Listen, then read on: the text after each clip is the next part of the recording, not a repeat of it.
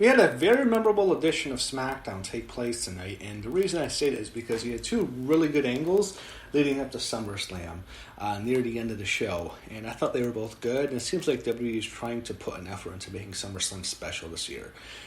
SummerSlam's a show. It's the second biggest show of the year. Second or third, you can go back and forth with the Rumble, but I think SummerSlam's probably the second biggest. At least the card is. And it's the, a show that they always hype up. What happens every year in WWE is after WrestleMania and before SummerSlam, there's that dead season. Then once we get to the end of July, it starts to heat up again. And they did a good job of building up some angles to SummerSlam, which I'm looking forward to. And I hope the show is not in the Performance Center. I want to see it either on a boat, like a Jericho Cruise, or on a beach, like the old classic Bash in the Beach sets. So I think one of those two options would be cool. You had tonight open up with a series of backstage interviews. You saw Bayley and Sasha Banks talk first. Sasha mocked Alexa and Nikki, and Bayley promises to defeat Nikki Cross again, which she's probably beaten Nikki Cross at least 6 or 7 straight times on television. Nikki Cross can't beat Bayley. Bayley owns Nikki Cross. It's embarrassing. And Sasha and Bayley own Nikki and Alexa. Sasha's beaten Alexa like a whole bunch of times this year, so I don't know why they always beat them. It's weird, but this was more done. I think this whole match was more done to build up to the Braun and Bray feud. But then they went to Nikki and Alexa, and they teased dissension. Nikki talked about beating Alexa last week. They had Big E talk about his match with The Miz. They had Miz and Morrison there. And then you had Lacey Evans and Naomi hype up their match as well. Grand Metalik talked about the match with AJ Styles. And then you had Bray Wyatt appear from the Firefly Funhouse. He notes Bray Wyatt is still in the swamp. And they show a series of shots from the swamp, including Alexa Bliss, which would be big, which would be very significant because it would happen later in the show. You had AJ Styles against Grand Metalik. He's defending his Crown title against him. They tried doing the ring introductions. I thought, you had Michael Cole say the IC title is the working man's title. It's like the middle class title, while the world title is the rich title, right? It's I don't know, Grand Metalik. I don't care about him. I can't give a shit about Grand Metalik. It's annoying. Also, I heard AJ's really entertaining on his Twitch streams. It's more entertaining than seeing him wrestle Grand Metalik, who I don't care about. But Metalik and him had it was a good matchup. Of course, we all know who's winning. Styles gets the win with the calf crusher. He gets a submission. After the match, he jumps into Dorado as he checks on Metalik. He beats down Dorado, and I hope they don't have a match at SummerSlam. I wish AJ would fight someone better. They end the back to show Shorty G watching on the monitor. King Corbin approaches Shorty G and knows it must be bad to feel on the sidelines. He offered to help him because they're friends. Shorty G is skeptical. I swear, did they still have a feud? Like a month? They might have. I don't even remember. It's so bad. They had to have.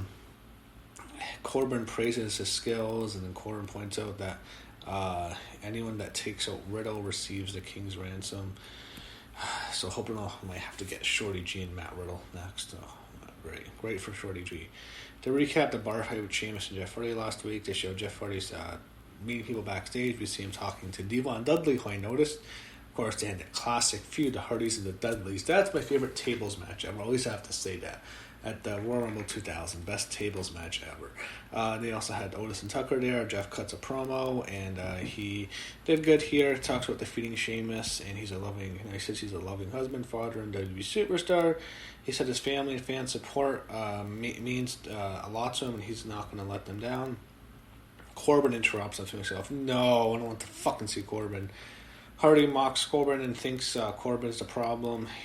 Corbin would offer King's ransom to take out Riddle, but he knows Hardy wants to do 12 steps and sit in a circle. So suddenly Gulak jumps Corbin from behind. You have Corbin against Drew Gulak. Corbin wins. Not been good for Drew Gulak. I don't know. Maybe they're a little angry at everything that happened with Gulak earlier this year. Because his contract expired and he wanted more money and they were mad at him or something. He was actually not with the company for a week or two. Then maybe they're mad, they want to bury him, but I don't know. It was a waste of money, signing him trying to bury him. Gulak loses to Corbin. You had Matt Riddle and Shorty G, I guess now, are a team now. I guess they're aligned, so great for Shorty. I mean, it gives Shorty G something to do, I should say, guys. I know Corbin sucks, but at least he has, he's on TV. He had Miz against Big E. Big E's now a single star. I don't know how he's going to do. I feel like Big E, we've never really seen him as a single star. We've seen him... Oh, we did briefly actually before he joined a New Day, because he comes with Dolph Ziggler and AJ Lee as Dolph's bodyguard, basically. They were a faction. They were actually a decent faction. I actually liked the three of them together. But then Dolph leaves them, and he, I guess, is aligned with AJ briefly, and he becomes a single star, and he does nothing for like a year. He was an Intercontinental champion, probably the worst Intercontinental champion of all time. It was a flop, and then he gets into the New Day, and we know the rest is history. I guess we're going to see him get a decent...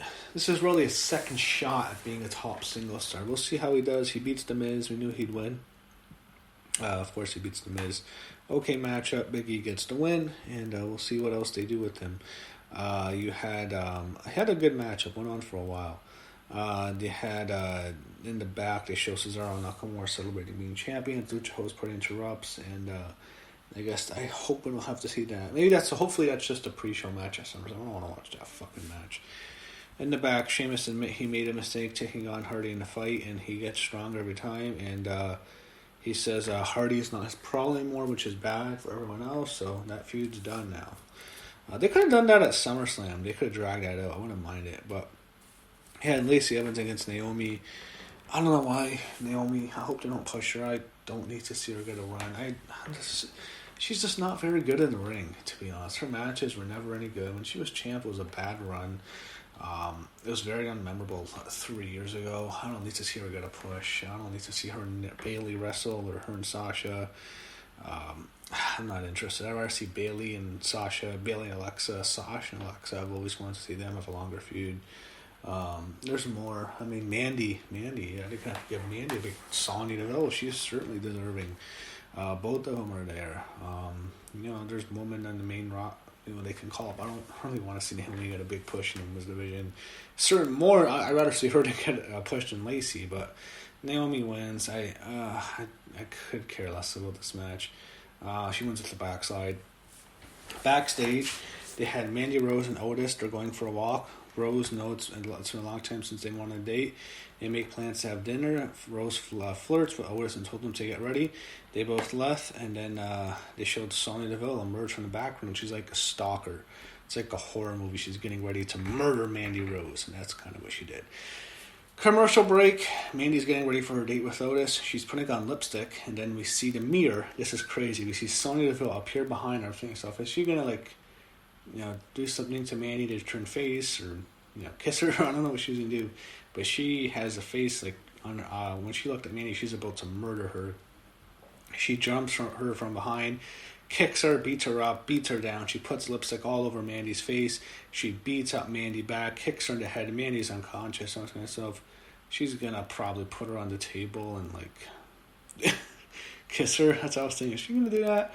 No, I see her gonna be like, oh fuck, I'm not gonna actually do an angle like that. Then I noticed, okay, it's scissors, and she cuts Rose's hair, not all her hair off, but she cuts Mandy's extensions off. She cut off chunks of her. I think it's extensions. I don't know. I doubt Mandy Rose would actually have her hair cut. Like, please don't, Mandy. You're so fucking hot. Don't do that. But she teases shaving her head. I'm thinking to myself, oh no, they're not going to don't do that. Come on, don't do that to Mandy. Don't force her to do that. Then they had a whole bunch of referees stop her, and Mandy's defenseless. She has lipstick all over her face. It looks like it's blood, to be honest. If you didn't know it was lipstick, it would look like it was blood. That's how much she got her ass kicked and got beaten by Sonya.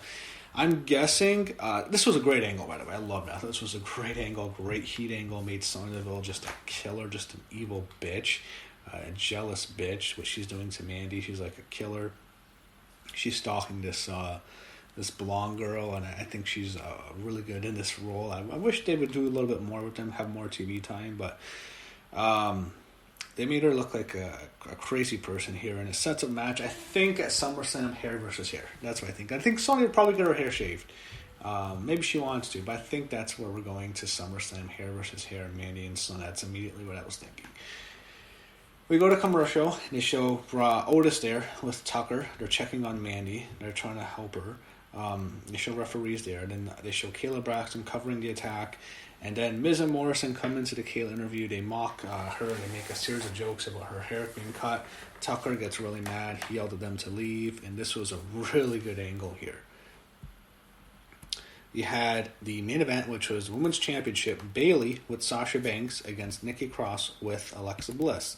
Nikki comes out first with Alexa, and Alexa is wearing a nice outfit. I'm thinking to myself, kind of like she's going to get physical later, because Sasha comes on, the way what Sasha's wearing, which was hot as hell.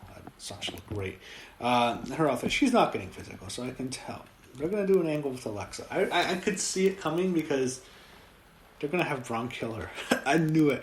So Alexa comes out, then Bayley comes out with Sasha. And they pretty much have the same match we've seen a million times. There was a moment where they both got involved. Sasha got on the apron. Alexa pulled her leg down. Sasha hit the apron. She gets a baseball slide. Nikki hits a baseball slide on Sasha, so there wasn't much interference, and it goes back to Bayley and Nikki for a while. And Bayley, Nikki Cross is just Bayley's bitch now. She loses to Bayley every fucking week. I can't tell you how many times Bayley has pinned Nikki Cross. She pinned her twice. Now, this one's a pay-per-view. At least 3 times in a row on SmackDown. She's been her so many fucking times this year. There was a series of roll-ups. Just thought, alright, they're going to go with Nikki Cross. No, Bayley's winning. I couldn't take it seriously. What happens is Nikki Cross and Bayley, they after the Sasha and Alexa interfere, they're both out. They have a series of roll-ups, and then Bayley is able to hit her finisher. It comes out of nowhere onto Nikki Cross, pins her 1, 2, 3. Bayley and Sasha leave. They beat Nikki and Alexa a million times. Sasha's beaten Alexa a million times this year, and Bayley's beaten Nikki a billion times this year. It's insane. But they both leave, and then the show logo. Oh, that's it. It's over. So they both leave disappointed. That's how the show was going to end. It was a tease. That's not how the show ended. There was a swerve at the end. Nikki is still sad. She's really devastated. Alexa tries to help her. She wants to help Nikki, and Nikki, for whatever reason, is mad at Alexa. What did Alexa do to Nikki? Nikki shoves down Alexa Bliss. Alexa is sad. She can't believe it. Nikki walks off, and then we hear the Fiend's buzzard. Holy fuck. Alexa is terrified. I thought she could have done more. She could have screamed. She could have looked a little bit more scared, but she tells it like she's really scared here. Bray Wyatt, the Fiend, comes up behind Alexa Bliss. It's like a horror movie. I love it. I love horror movies. It's like, Alexa Bliss is perfect for a horror movie. She's a survivor girl. She's that really beautiful blonde girl, the big tits and the icy blue eyes. She's adorable. She's gonna survive at the end, but now she's being kidnapped by the monster. The Fiend stands behind Alexa. She is terrified. He slowly approaches her. He puts out his 2 fingers for the mandible claw, and it comes her. And I like how they sold it well. Actually, Alexa is so scared she can't move. She's gonna run away, but she can't move. She's paralyzed with fear. And then the Fiend's hand slowly comes to Alexa Bliss's mouth, goes into Alexa's mouth. He puts on the mandible claw, not on for too long, but he has it on quick. He has it on significantly. He applies it, and the scene was crazy. Alexa goes out. She's out. The Fiend has it. Alexa's done. She's pretty much dead. He yells Braun's name. Braun Strowman. The Fiend yells Braun Strowman's name. He's attacking the one thing that Braun Strowman really secretly does love, which is Alexa Bliss. And this was a great angle. I like how they use Alexa here. Everyone wants to see Braun Strowman get his revenge on the Fiend at SummerSlam. So this was a damn good angle. I'm happy they went with this direction. I don't like seeing something bad happen to Alexa. Who would want to see that? But I thought this was really cool. I really thought they had a lot of sympathy on Mandy Rose and Alexa Bliss. It's hard. It's easy. They're both really beautiful. So you don't want to see something happen to them. But I thought both of them came off as really good victims in the angles. And I thought Somerville was just a vicious bitch. And the Fiend is just a monster. And, everyone wants to see Braun Strowman get his revenge on the Fiend at SummerSlam. And the angle worked because of that.